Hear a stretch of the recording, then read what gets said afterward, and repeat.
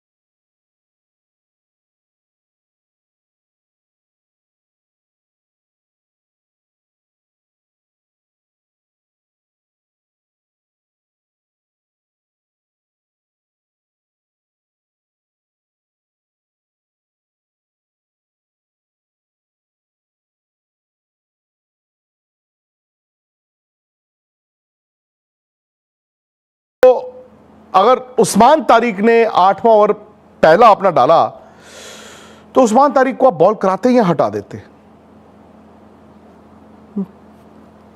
आगा जी ने हटा दिया। आगा जी ने कहा कि भाएन मैं ਤੁਹਾਨੂੰ ਬਾਅਦ ਚ इस्तेमाल करांगा, बाद विच जब चिड़िया चुग जाएगी खेत। मतलब कोई भी दुनिया का कप्तान होता दोस्त, उस्मान तारिक ने यह मैच जिता देना था पाकिस्तान को। और अगर वो आज मैच जीत जाते, उनके पास वो राइट्स हो जाते, वो कहते थे हम सेमीफाइनल में जा रहे हैं। उन्होंने उस्मान तारिक को 8वें ओवर के बाद कहा कि भाईन तुसी रुको। 9वें 10वें और 11वें ओवर में पता क्या हुआ? पाकिस्तान के जो स्पिनरों से आपने बॉल डलवाया है जनाब, उन्होंने 36 रन खाए हैं 3 ओवर में, 36 रन।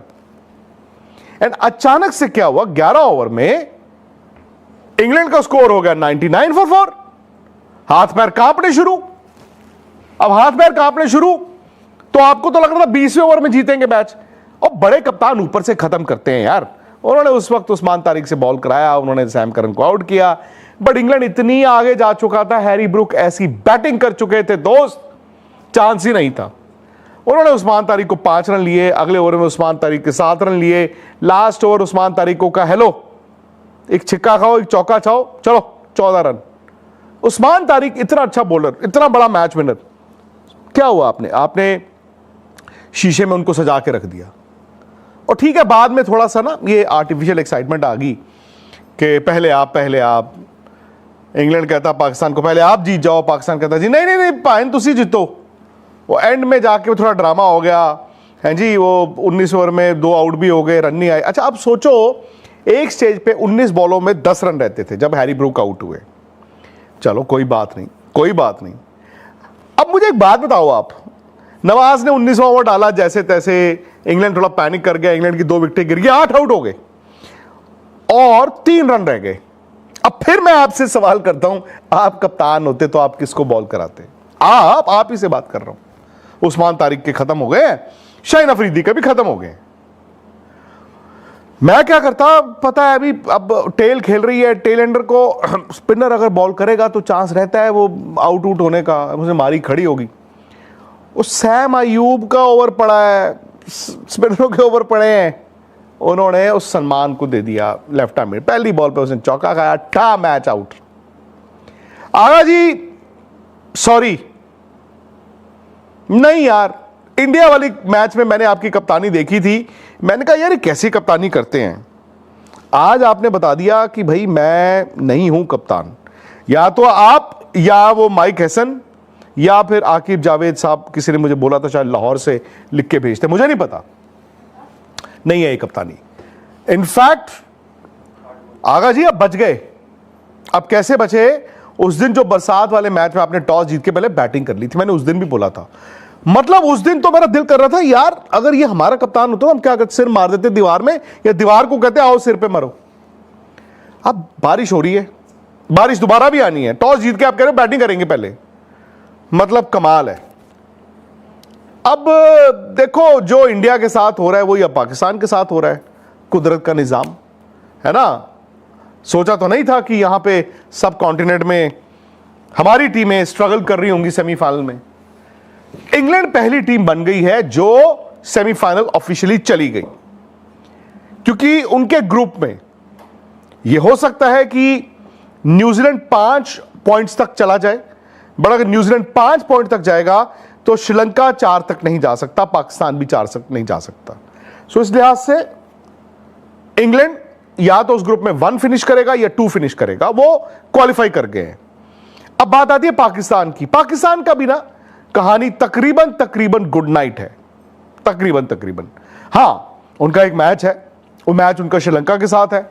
बट आपको मैं एक बात बता दूं, श्रीलंका स्पिनर अच्छे खेलता है, श्रीलंका कुटाई अच्छी करता है। श्रीलंका ठीक है, वो एक मैच जिम्बाब्वे वाला और श्रीलंका ये इंग्लैंड वाला मैच एक बहुत खराब खेला है, बट अपने घर पे खेल रहा है वो, और फेंटा वो चढ़ा सकते हैं, ये याद रखना। निशंका अगर आउट नहीं हुए ना, निशंका ने बूंदियां जो है आपकी उड़ा देनी है।